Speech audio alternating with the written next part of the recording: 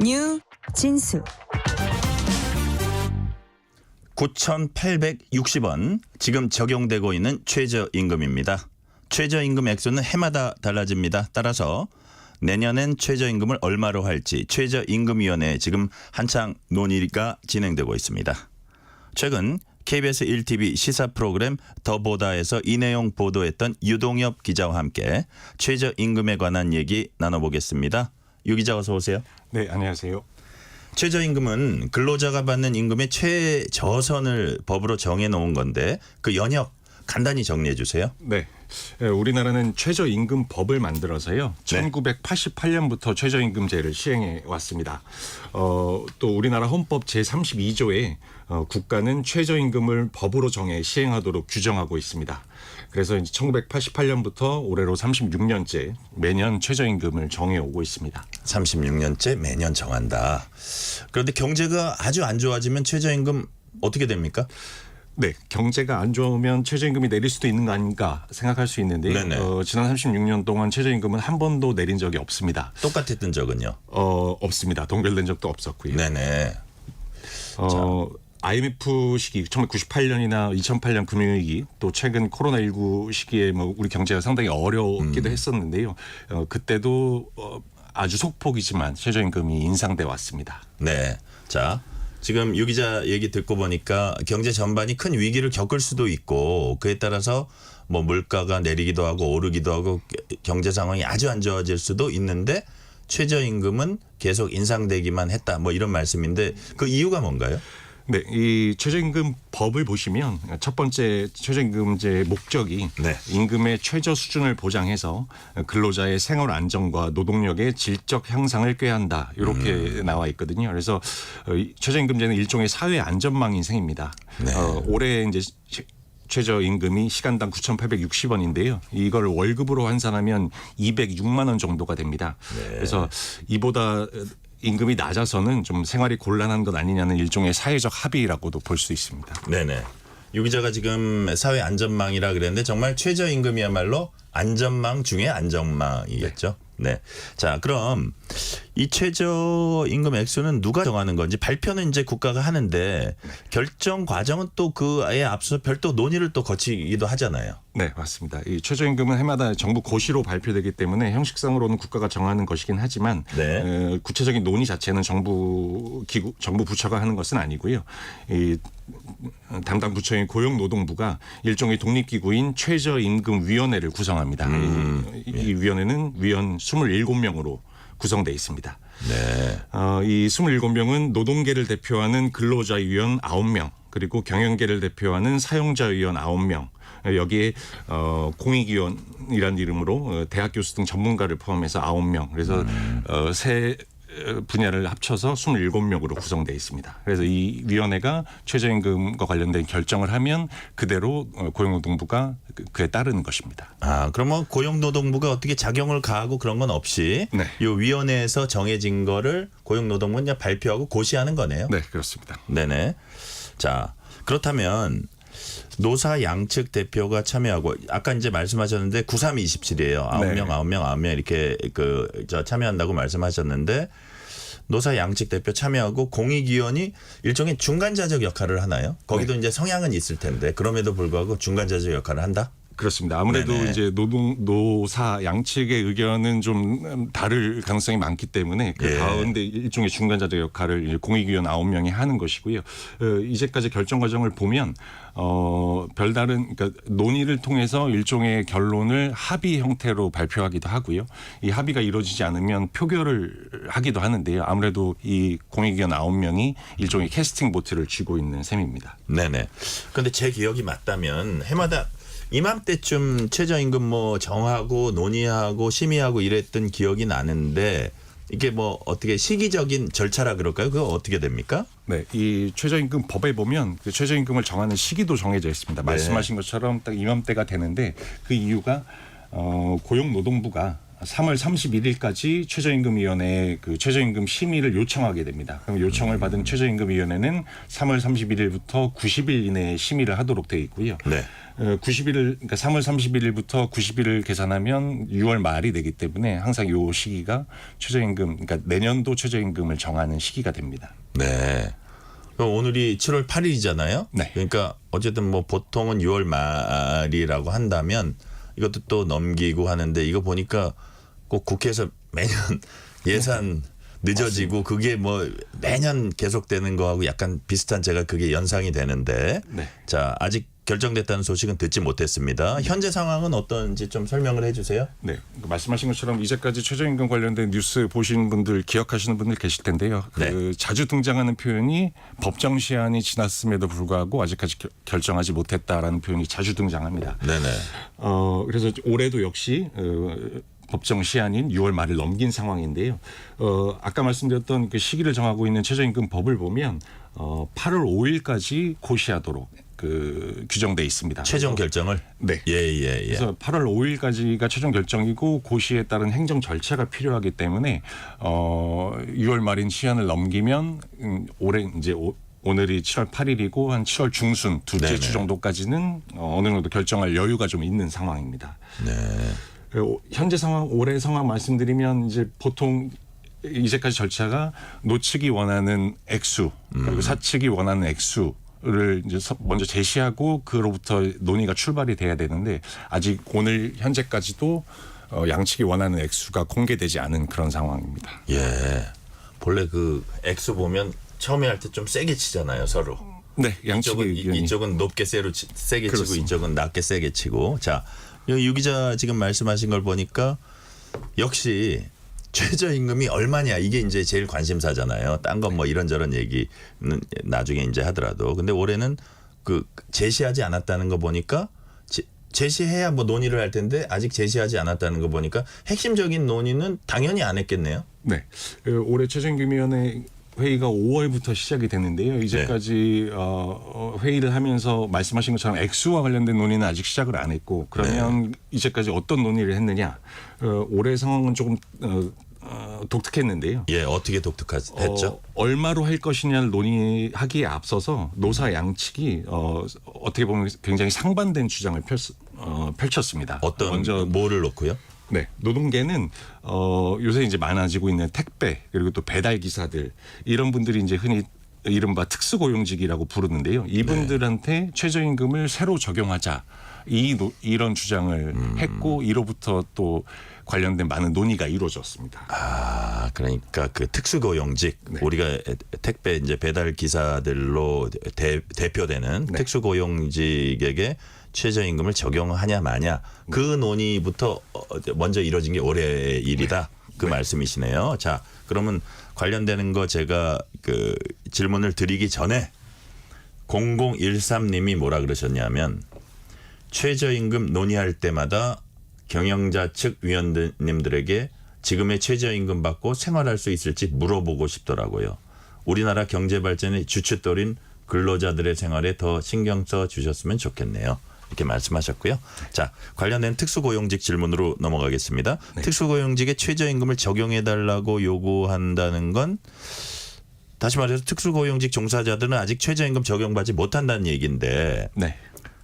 그러면 누가 봐도 이분들 근로자인데 우리가 어떤 정의하는 근로자는 또 아닌 어떤 회색지대라 그럴까요? 그쪽 영역에 계신 건가요? 맞습니다. 특수고용직이라는 용어 자체가 말씀하신 그런 의미를 포함하고 있는 건데요. 네. 그러니까 일반적인 근로계약은 뭐 하루 8시간, 주 5일을 근무하면 얼마를 받는다. 이게 이제 일반적인 임금계약, 근로계약의 그렇죠. 형태인데 최근 많이 이제 경험하고 계시는 배달라이더, 네. 택배기사 이런 분들의 특수고용직들은 이렇게 하루 얼마 몇 시간을 일한다가 아니라 그 한 건, 일 한 건을 하면 그로부터 수수료 얼마를 받는다 이런 네. 방식으로 그 임금을 받는 방식이기 때문에 현재 시급 얼마, 월급 얼마 이런 방식의 최저임금은 이분들한테 아예 적용이 되지 않고 있는 겁니다. 아, 그렇군요. 자, 여기서 이제 또 궁금한 게 최저임금이 한번 정해지면 얼마나 많은 사람들에게 적용되는가 하는데 지금 방금 말씀하신 특수고용직처럼 일을 하면서 최저임금 적용 받지 못하는 분들 우리 사회에 얼마나 됩니까? 특수고용직이 과연 우리 사회에 얼마나 있느냐 이 부분도 사실 통계가 어떤 정확한 표준화된 통계가 있지는 않습니다. 그래서 조사 방법이나 통계에 따라서 조금씩 차이가 나는데요. 적게 잡는 통계에서는 150에서 200만 명 정도, 네네. 많게 잡는 통계에서는 600만 명 이상, 많게는 뭐 800만 명까지도 와. 이렇게 최저임금이나 일반적인 근로 흔히 얘기하는 뭐 4대 보험이라든지 근로자를 보호하기 위한 사회안전망의 혜택을 받지 못하는 사람들이 그 정도 된다 이렇게 설명하고 있습니다. 네. 자, 150만에서 800만 사이다 이런 말씀이신데 아까 잠깐 말씀하시긴 했지만 시급 월급이 아니라 한 건당 수수료 방식이면 최저임금 어떻게 정하는 거예요? 그거 이제 한번 다시 간단히 좀 설명을 해주세요. 네. 그 현행 최저임금법에도 보면 시급이나 월급으로 계산할 수 있고 혹시 이런 그 도급제, 그러니까 일을 뭐 배달 한 건을 전적으로 맡아서 하는 이런 도급제 방식의 근로자들은 시급이나 월급이 아니라 다른 방식으로 최저임금을 결정할 수도 있다. 네. 이게 이제 현행 법에 있다는 게 노동계의 주장이거든요. 실제 이제 그런 조항이 있고, 그래서 이제 노동계에서는 그 법 조항을 근거로 뭐 이를테면 뭐 배달 한 건당 최저 수수료는 얼마다. 네. 그래서 이 사람이 어느 정도 이상의 최저임금을 보장받을 수 있도록 해야 된다. 이런 주장을 하고 있습니다. 네. 자, 그렇다면 이제 노동계가 만약에 확대 적용을 요구할 경우에요. 경영계가 이걸 쉽게 수용할 것 같진 않은데 유 기자는 어떻게 보세요? 실제로 경영계에서 뭐 앞서 논의가 이루어졌고 경영계에서는 말씀하신 것처럼 네. 확대 적용은 좀 무리가 있다. 경영계의 주장은 현행 법적으로 뭐 근로기준법이나 관련 법상으로 이 특수고용직이 완전히 근로자로서의 법적 지위를 인정받지 못하고 있는 경우들이 있기 때문에 네. 근로자를 대상으로 하고 있는 최저임금제를 근로자가 아닌 사람에게 적용하기에는 좀 무리가 있다. 그래서 좀 뭐 일종의 반대, 네. 혹은 뭐 아직 시기가 이르다 이 정도의 입장 가지고 있습니다. 그러니까 아무래도 이 근로자들을 보호하거나 더 이렇게 이제 챙겨주거나 이런 이해관계를 더 챙겨주는 입장에서는 뭐 적용을 해야 된다 하겠지만 경영계 입장에서는 또 당장 부담이 늘어날 것 같으니까 그런 입장을 갖고 있는 것 같기도 합니다. 네. 그래서 이제 올해 앞서 말씀드린 것처럼 노동계가 확대 적용을 요구했다면 경영계는 최저임금을 구분 적용하자 이런 주장을 하고 있습니다. 자, 경영계 요구 가운데 최저임금 구분 적용이 있다. 이거 무슨 얘기입니까? 좀 구체적으로 말씀해 주세요. 네. 경영계가 사실 최저임금위원회에서 구분 적용을 하자는 얘기는 꽤 오래전부터 주장해왔던 내용인데요. 네. 간단하게 말씀드리면 업종에 따라서 최저임금의 액수를 다르게 하자. 그래서 흔히 좀 그 사정이 어려운 흔히 뭐 영세 자영업자라든지 소상공인들이 많이 하는 업종에 대해서는 최저임금이 계속 오르고 있어서 인건비 부담이 크니까 네. 이들의 부담을 줄여주기 위해서 조금 낮은 수준의 최저임금을 설정하면 좋겠다. 이제 이게 경영계의 입장입니다. 그래서 올해 최저임금위원회에서 경영계는 편의점, 소규모 음식점, 네. 택시 업종 이 세 가지 예를 들어서 이런 업종에 한번 구분 적용을 도입해 보는 것이 어떠냐. 그런데 조금 적게 주는. 네. 자, 그런 얘기가 지금 우리 청취자 문자가 하나 들어왔어요. 라이프님이 현재 최저임금 정책은 대기업만 감당할 수 있습니다. 소자영업자가 초토화된 이유 중 하나가 최저임금 문제도 있다고 생각해요. 소자영업자나 아주 작은 기업이나 감당하기 어렵다 이런 취지의 문자 같은데요. 그죠? 네. 네네. 그래서 문자 보내신 청취자분 말씀대로 실제로 아주 소규모 영세 자영업자분들은 가장 네. 큰 부담이 인건비라고 말씀하시는 분들이 많거든요. 네네. 그래서 실제로 이게 대기업하고 아주 영세한 기업이나 소자영업자들은 또 이런 생각을 할 수도 있을 것 같고. 자, 그렇다면 지금 말씀하신 최저임금 구분 적용 이에 대해서 노동계가 반대하고 있다고 들었어요. 노동계가 반대하는 이유는 뭡니까? 원칙적으로 최저임금은 아까 서두에 말씀드렸던 것처럼 사회 안전망이기 때문에 네. 누구나 차별 없이 적용받아야 된다는 게 노동계의 주장입니다. 그래서 네네. 구분 적용을 하는 것은 일종의 차별이다. 최저임금을 차별해서는 안 된다. 이게 노동계의 가장 큰 반대 논리입니다. 네, 그러니까 기본적인 아주 기본적인 저희도 아까 그 얘기했지만 사회 안전망 중에 안전망이기 때문에 이거를 이래저래 막 변형하고 이러는 건 옳지 않다. 그렇습니다. 이 뭐 네.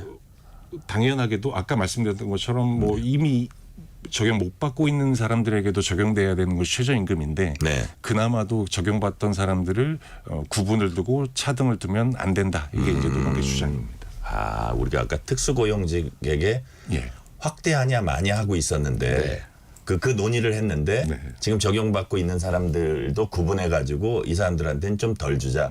이 사람들의 업종에서는 좀 덜 주자. 이거는 이제 거꾸로 간다. 네. 뭐 이런 거네요. 아까 그렇습니다. 유 기자 말씀하신 대로 아주 경제 상황이 안 좋을 때도 동결도 없었다는 거 아닙니까? 네. 그러니까 저 최저임금제 그 정말 사회 안전망 중에 안전망인 최저임금제의 어떤 설립 취지에 비춰볼 때 그것은 옳지 않다는 게 노동계의 시각이네요. 자, 다음 질문으로 넘어가겠습니다.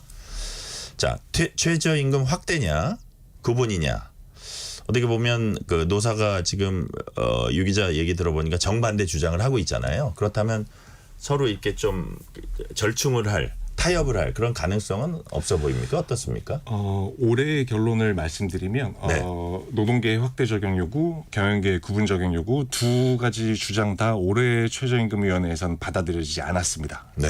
올해 그러니까 내년도 적용될 2025년에 적용될 최저임금에서는 확대 적용도 하지 않고 구분 적용도 하지 않는 것으로 이미 결론이 났고 그 결론은 이미 났어요. 네. 났어요. 그래서 이제 액수 논의를 할 것으로 앞으로 이제 일정이 남아 있는데요. 예.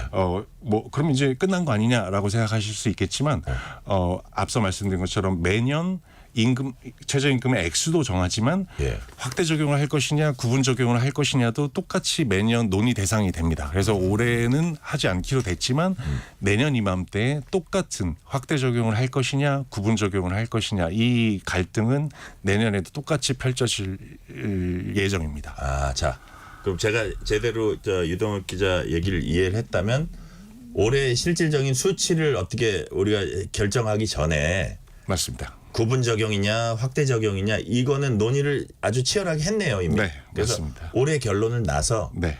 구분 적용, 확대 적용 둘 다 안 하기로 했다 이 네. 결론을 냈고 올해는 이제 그 수치를 그 정하는 것만 남았는데 네. 자 내년에 또 구분 적용이나 확대 적용 이건 치열하게 또 논의를 할 거다. 그 사이에 사회가 이 상황을 어떻게 바라볼지는 좀 더 사회적인 합의가 또 이루어질 수도 있으니까요. 맞습니다. 그렇죠? 실제로 사회적 합의를 또 최저임금위원회가 당연히 받아들여야 하겠죠. 네네. 자, 그럼 다음 질문으로 한번 가볼게요. 최저임금 액수에 앞서서 이제 해당 논의가 진행됐다는 건데 여기에 내년도 최저임금액 논의도 아직 시작은 안 됐지만 유 기자 보기에 이제 곧 본격화 되겠죠? 네. 지금 최저임금위원회가 통상적으로 화요일, 목요일 매주 5월, 6월 열리고 있거든요. 그래서 네네. 오늘이 월요일이니까 내일 화요일 최저임금위원회 회의가 있습니다. 그래서 내일 이날, 있어요? 네. 내일 오후에 열릴 예정인데 이 자리에서 아마 노동계가 원하는 액수, 또 경영계가 원하는 액수, 최저임금의 액수, 시간당 얼마 혹은 월급으로 얼마 이 액수가 공개될 예정입니다. 그러면 처음에 공개를 하고 그로부터 이제 또 다시 합의점을 찾아야 되는 그렇죠. 꽤 지난한 과정이 남아 있는 거죠. 쉽게 말해서 내일 세게 때리는 날이네요 서로. 자, 첫 발표가 있는 날입니다. 첫 공개되는 날이 내일인데 자 그렇다면 이 대목에서 잠시 청취자 문자 보고 갈게요. 8493님이 물가는 갈수록 오르고 최저임금이 있다고는 하지만 턱없이 부족하네요. 라고 하셨고 반면에 6380님은 요양보호사님들 시급이 무척 저렴하다는 것은 알고 있지만 보호자 입장에선 참 부담이 큽니다. 서로 난감한 입장이네요. 이런 그 문자도 보내주셨고요. 자, 마지막 질문 드릴게요. 워낙 쟁점도 여럿인데다 금액을 둘러싼 입장차도 크다 보니까 이게 좁혀지기가 이제 쉽진 않아 보이는데 올해 최저임금 논의 언제쯤 어떤 방식으로 결론 나게 될지 전망해 주세요. 네. 어쨌든 최저임금위원회 회의지만 노사 대표가 참여하는 일종의 노사 협상이기도 하거든요. 그래서 최초안이 공개되기 전까지는 무조건 비공개입니다. 그런데 이제 흘러나오는 얘기를 종합해 보면 노동계 측은 현재 시간당 9,860원인 시급을 20% 이상 인상해서 12,000원대를 네네. 요구할 나는 추측이 있습니다. 그리고 경영계는 반대로 경제 상황이 너무 어려우니 동결 혹은 뭐 일부 삭감까지도 주장할 가능성이 있습니다. 아, 그래요. 그러면 내일 공개되면 아주 빠르면 이번 주 목요일 혹은 금요일 새벽, 어쩌면 거기서도 합의가 이루어지지 않으면 그 다음 주까지도 논의가 이어질 가능성이 있습니다. 네, 오늘은 여기까지 듣겠습니다. 최저임금을 다룬 더 보다 방송은 KBS 홈페이지나 유튜브 등을 통해서 다시 보실 수 있습니다. 지금까지 KBS 유동엽 기자였습니다. 유 기자 수고 많았습니다. 네, 고맙습니다. 실시간 교통정보 듣고 오겠습니다. 교통정보센터 이현 리포터.